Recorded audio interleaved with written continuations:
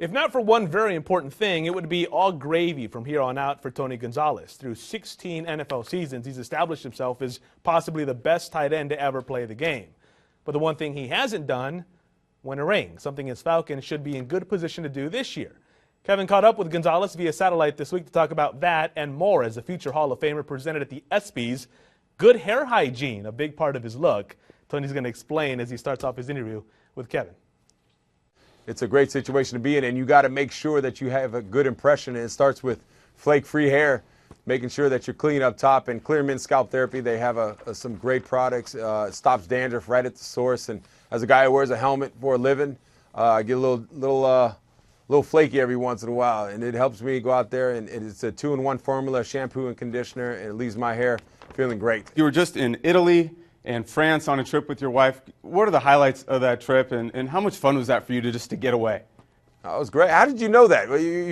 I'm stalking you, man. I'm stalking you on Twitter. Absolutely, man. I've got no life.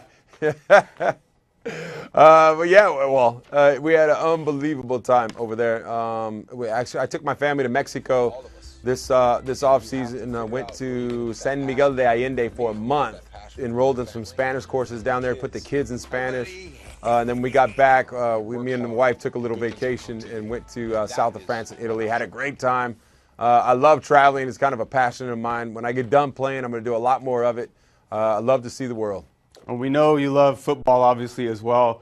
With the addition of Steven Jackson, would this have been the best Tecmo Bowl team in the history of that game? I think so. It remains to be seen, though. But right now, if we can just pick up where we left off last year, and trust me, those guys are going to keep getting better. I'm talking about guys like Julio Jones, Harry Douglas, the young players, and myself, like Roddy, myself, and Steven. We need to make sure that we match everybody's improvement. You know, we all got to get better. And Matt, I mean, he's playing lights out. I expect him to be even better this season. It's going to be a good one. You know, I call it the PYP offense. Pick your poison. Hopefully, we can be unstoppable. That's our goal this year.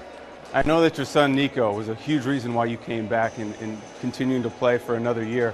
But how much did that 4-point loss to the Niners in the NFC title game motivate your workouts, your off-season workouts, and just for your competitive fire coming into this season?